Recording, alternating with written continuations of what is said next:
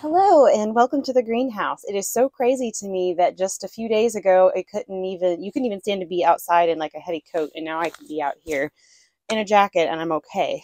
But it is time to get things kind of ready for the spring gardening season, as crazy as that sounds. So I'm going to be starting my seeds probably this weekend. I have it down for February 1st, but since a Saturday is way easier than trying to work this into a work day where I have to take time at lunch or wait until I'm off work at 4:30, and then I am just, not in the really mood to do anything anymore. I will probably go ahead and start that on Saturday, which means I need to get everything that is currently on my little plant stand with the growing lights cleared out of the way. And so I'll show you these greens real quick. So they have, grown a little bit, but, they've been indoors for probably 2 months now, and this is all that they've done. So they just really don't do that well under a grow light. It would be summertime before they would be big enough to eat. So I decided, since I have to clear everything off the shelf anyway, and I had planned on putting some greens into the greenhouse for spring, because my plan is this summer, instead of doing tomatoes in here again because it's just too hot, I'm going to plant some sweet corn, because that is one crop that it really withstands the heat very well. So since that doesn't get planted until later, I'm going to go ahead and start by putting greens in here. So I'll have some in here and then some out in the actual garden bed under a cold frame. So I thought a good thing to do with these would be to go ahead and try transplanting them into the actual soil out here and just see how they do. And if they die, because I'm not going to harden them off. They've been inside where it's, between 65 and 70 degrees.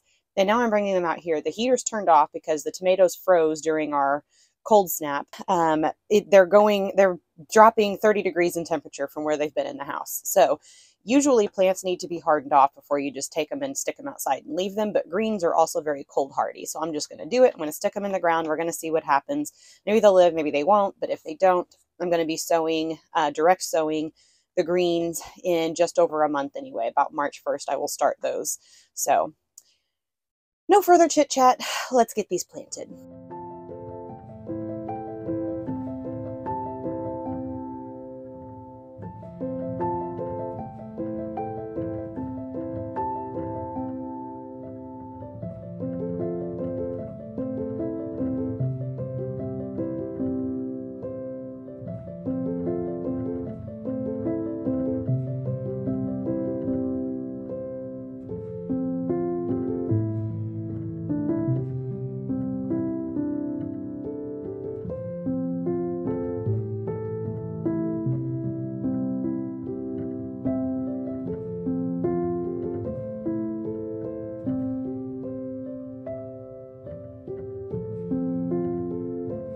All right, I got those planted. Now I'm going to take the soil that is in the container that I just brought out here, and I'm going to dump it on the other side and kind of build up the soil a little bit and throw probably the rest of the compost into that. So what I did is a no-till garden bed in here last year. So I lined it all with cardboard on the bottom and then added soil on top. And so I just need to keep building up the soil. And so I'm going to go ahead and add that. And when it comes time to take these greens out and put corn in, I will then add even more soil at that point in time.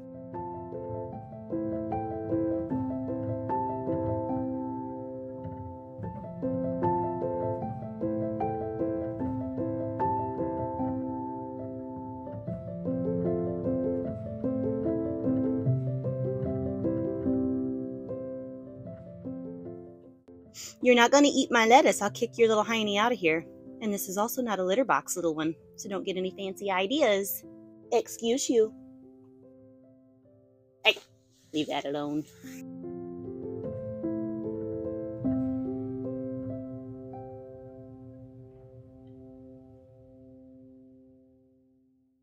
As for everything else in here, I have 4 dwarf tomato plants going, but they're just taking so long growing indoors. They have finally grown up tall, just about as tall as they're going to get, a couple of them, but they have no blooms, and I need my space back. I need it for the seed starting I'm getting ready to do. That is going to take over this whole area and probably then some. And these planters were outside initially, and so they were full of like fruit fly eggs and stuff, and I've had fruit flies in here, as you can probably see from this, and so I've kept them all contained inside this closet, but I don't want that to contaminate any seeds that I start. And I know from last year that I had this whole thing was completely full, and then I had it all over the floor and everything in front of it too. I had so much stuff, so I just don't see being able to keep this door shut during seed growing season. So I have to get everything that has any trace of a fruit fly or a gnat out of here. And so that means, unfortunately, these tomato plants are probably going to have to just be pulled. And I think next year I will start the dwarf tomatoes in, like, later in the summer, maybe around August 1st or so. That way by late fall, early winter, they're starting to produce tomatoes. And I can hopefully bring them indoors at that point and get some fruit off of them to get us through the winter. I don't care that much about tomatoes, but Michael is obsessed. And so he's wanting tomatoes year round, and we're trying to figure out ways to do that. But anyway, I'm going to get these out of here and work on cleaning up this closet, I think.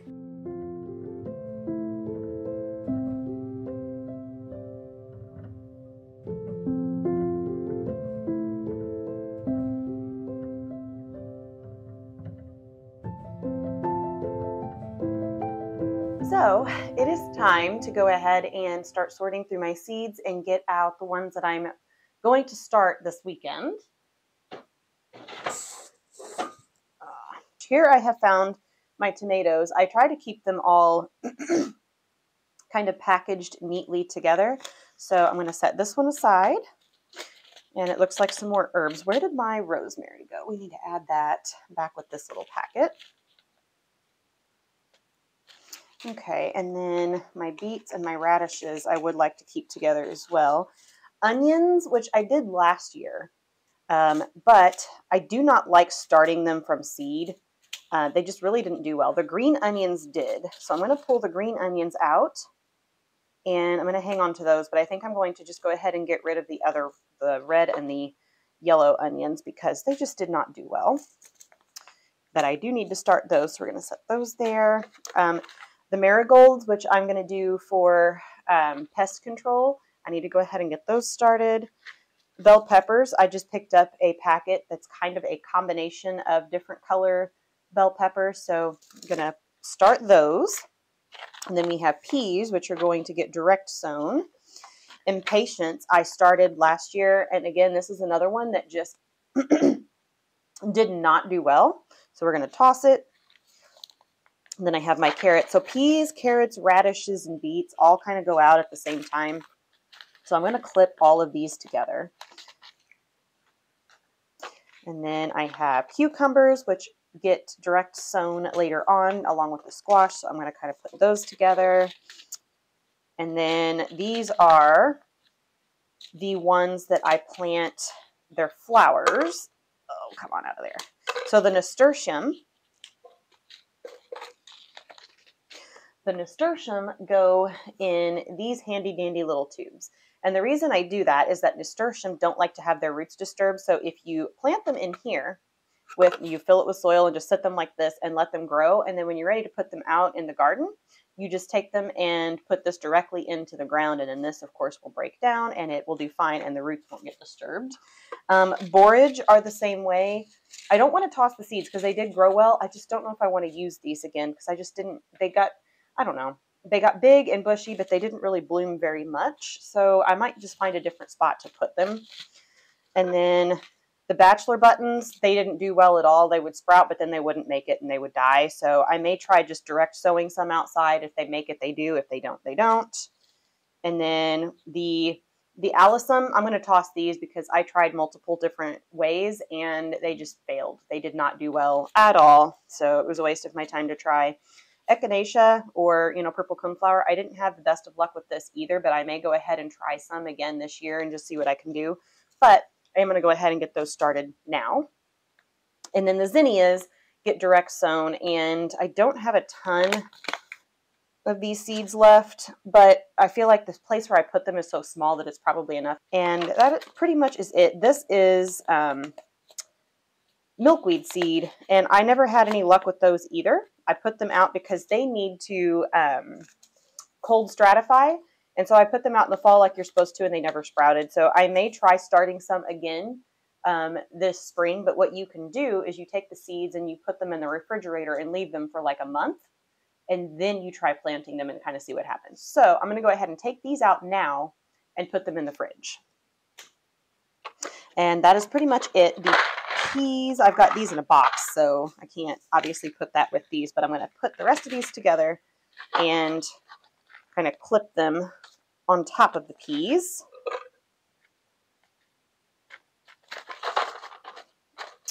Okay, so I've got all of my ones set aside that I want to grow. The rest of these I'm just going to put back in here until the time comes. I don't know how these lettuces got detached, but I can stick them all together, and then stick the green beans. They really just, they get planted by themselves. If I had corn, I would put them with the corn, but I don't have the corn right now. So those tomato seeds get started later in the year.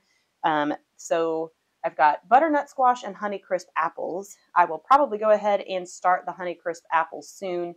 The butternut squash will get direct sown, however, with the rest of these. So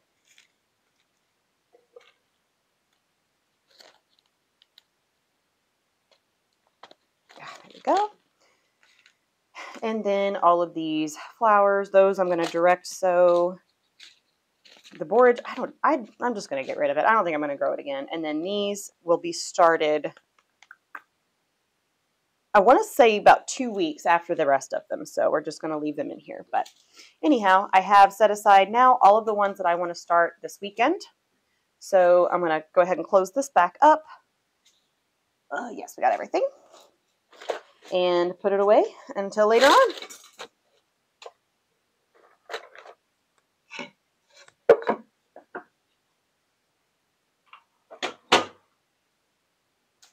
And I'm going to just set these right here so that they will be ready to go when I am.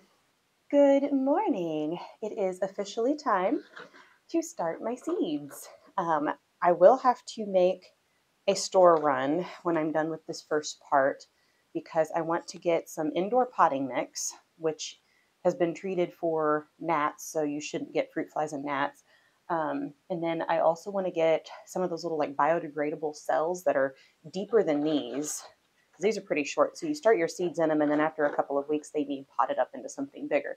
But for my marigolds, I'm doing 32 of them, and I want to just get the biodegradable pots that have the deeper cells, and I want to go ahead and just put potting mix in them, and then I'm going to sprinkle some seed starting mix on top of that so that they have the nice, like soft soil that the roots can take hold in and then grow down into the soil with all of the nutrients without needing to be potted up. And the goal for those is to just get them started, let them grow, and then when it's time, I can stick them straight out in the garden, just cut the pots apart and plant them and be done with it. But for this, I am going to start bell peppers and tomatoes, and those will need to be potted up here, and probably usually takes around 3-ish weeks for them to sprout and get up big enough to start sprouting their first like true set of leaves.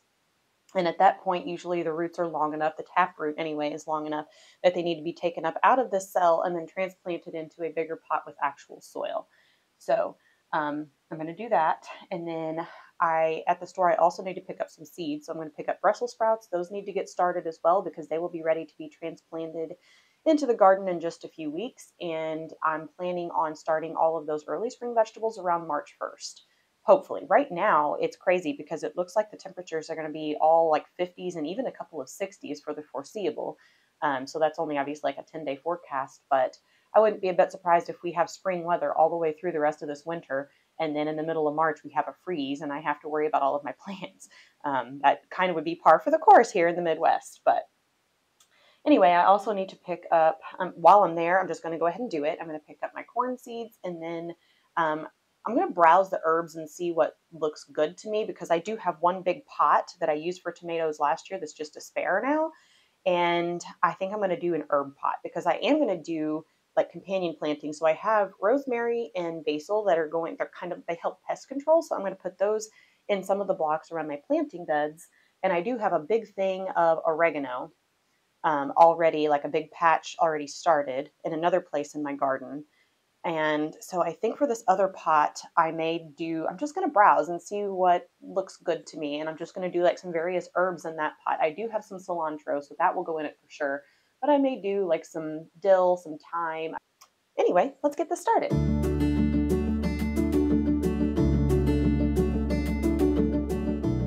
I'm going to do 9 tomato plants and 18 bell pepper plants. And the reason I'm doing that is that I'm using last year's seeds. And so the germination rate is not going to be as high since they're a year old. So I'm doing 3 times what I actually want to make sure I have enough. And any extras that I have, I'll just give my mom because she does a garden too. And that'll save her having to go and buy it.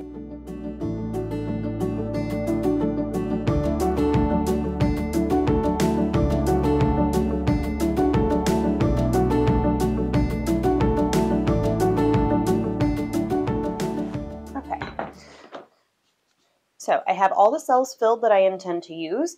So if you are new to seed starting, I'm going to go ahead and explain a little bit here. So I am using a seed starting mix instead of potting soil. And I kind of touched on this a little bit earlier. But the point of doing this is it's got a lot of peat in it. So the roots, when they're very young and fragile, if you have like a harder, more compacted soil, they won't do well. So they need to be able to shoot down into this fairly easily. And so that's why you want to start with a seed starting mix, because it's just created specifically for seed germination to allow those plants to actually grow and start to get strong. So you don't lose half of them right off the gate just because the roots have nowhere to go. And then so once the taproot gets all the way to the bottom of these cells, they're ready to then be potted up into actual potting soil. So that's number one. Also with these seed starting trays, and my lid's all stacked together, but they come with a lid that allow moisture control. And then you probably can't see because the camera's not up high enough, but they have little lights that attach to them that currently I have hanging, but I'm going to take them off and put that to them. And so it has light directly on it. It has moisture control. So you're going to use like a little spray bottle and just mist to water rather than drowning the seeds, and put the lid over it. And then you're going to see like a lot of humidity and moisture inside that. You'll see like moisture droplets and stuff, condensation inside of that. And that's exactly what you want. So you want the moisture, you want the light, and then you also want heat. And they do sell heated mats, but I have like just a little freestanding heater in here that I have turned on like for my work days and stuff anyway. But while I'm waiting on seeds to germinate, I'll just take that heater and kind of stick it in here so it's close and it gives plenty of heat. Now, once those seeds actually do sprout, when you have all of them up a little bit, then you want to actually take off the dome and just let them grow until they reach a point that they're ready to be potted up. So kind of the basics for seed starting if you're new to it or just curious about, what it's like and whether you might want to do it. So I'm going to go ahead and start getting the seeds put in these.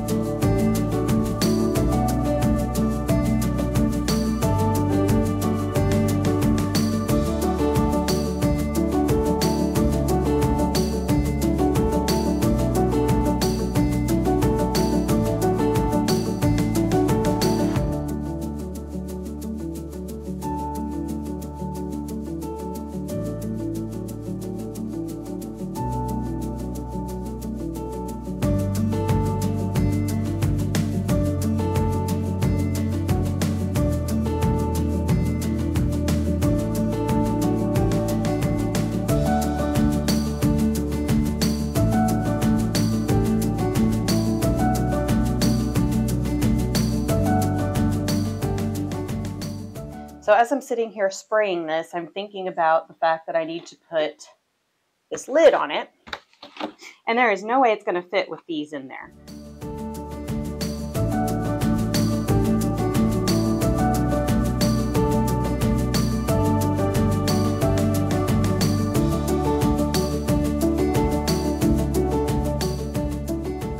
The first time you water like this, it really takes a lot to give it a good soaking. And after that, it's just going to be maintenance and you won't need as much.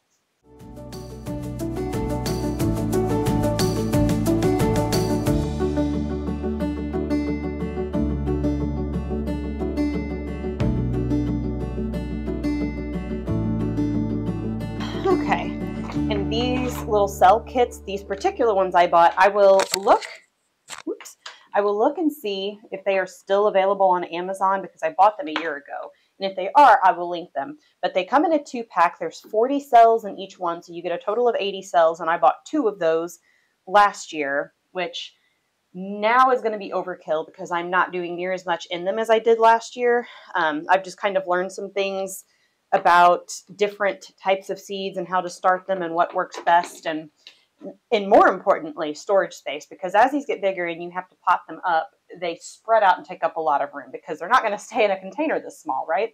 And so then I had stuff like on the floor all around the outside of here, and it was a mess. So there's some things that I'm not planting as much of this year, or I'm going to buy from the nursery instead. Like onions, for example, did terribly last year trying to start them from seed. So that's going to save me a ton of cells just in and of itself. I think I had like one whole thing of these dedicated to onions, which I will no longer have.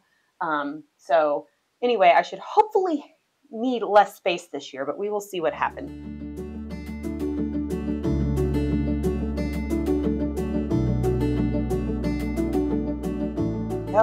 Okay, and then you can also see on the tops of these how you have holes, and you can spin this to control the moisture level.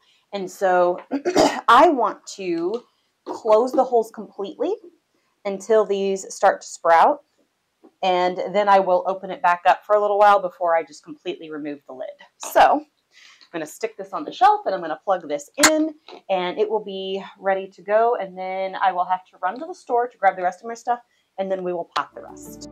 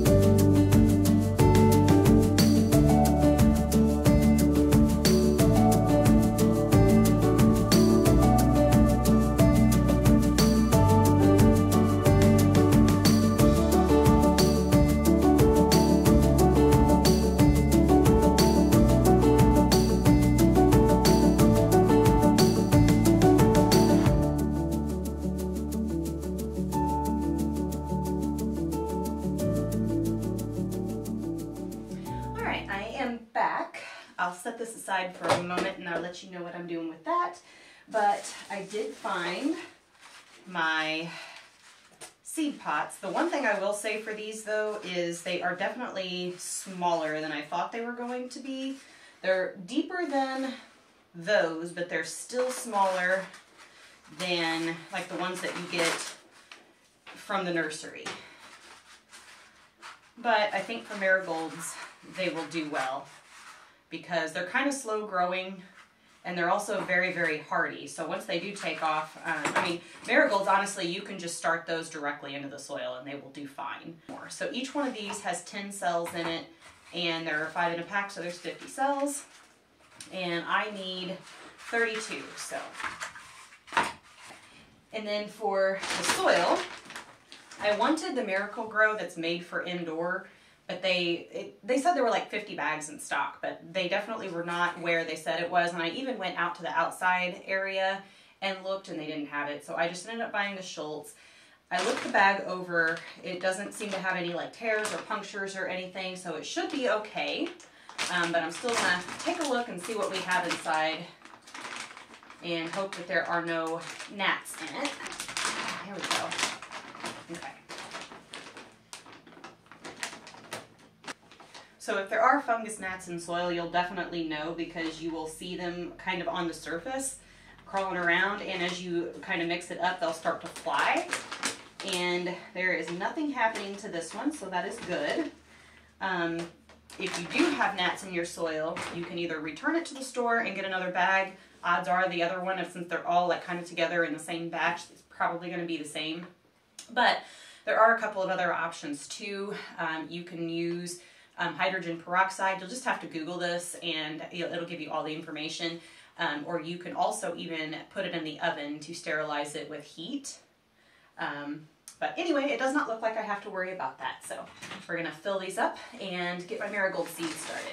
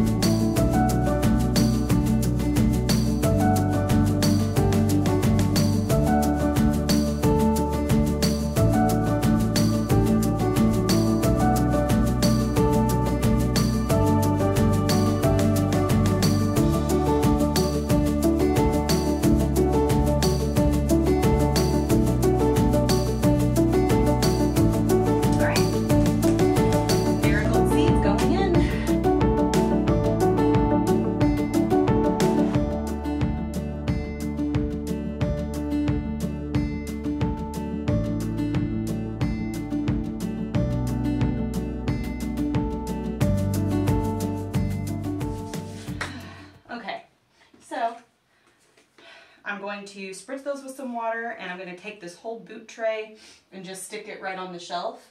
And so these lights that are strapped on are also grow lights, so I don't have to worry about doming these. Having the moisture trapped in would certainly help, but I'm not worried about it. I'll just spray them daily if I need to. And marigolds, they're pretty hardy, so they're definitely not tough to grow, so I think they'll do okay. I'm going to spray this.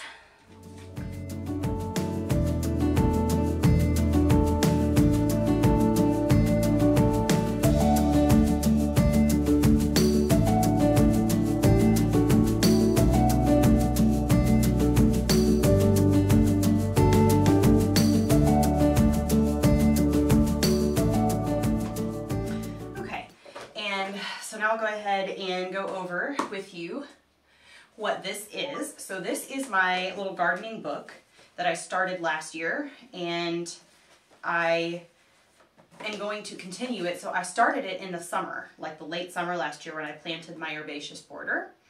I may have to zoom in on this a little bit so you can kind of see it, but I did an herbaceous border down the side of my greenhouse, and I put all the plants that are in that on here, and then I saved the receipt. That way, if any of them don't come back, I can take it in and get a replacement. But I'm also going to do this now for this garden season, and I did start a page earlier when I finished up with the tomatoes and the bell peppers. I have not dated it yet because I want to wait and see if I'm going to need to reseed anything before I add any dates. But I am also going to go ahead then and start another page and put the marigold seeds here and anything else as I put it, and make sure I put a date that it was planted. On the backs of these pages, I would have room for any kind of notes about them, so that's why I'm only doing it single-sided.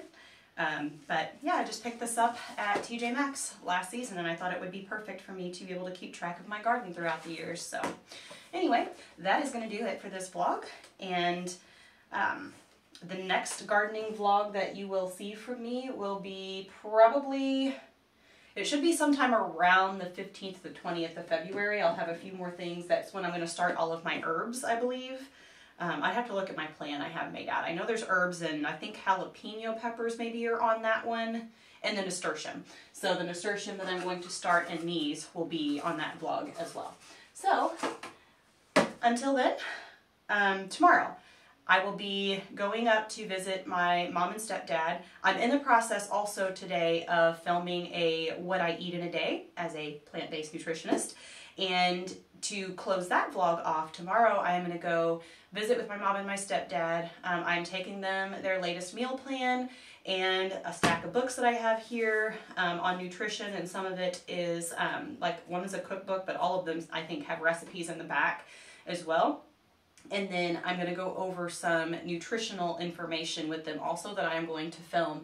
So it's going to be a what I eat in a day followed by a nutrition chat specifically for heart health. So that is the plan, and I will see you back here on Wednesday with that vlog.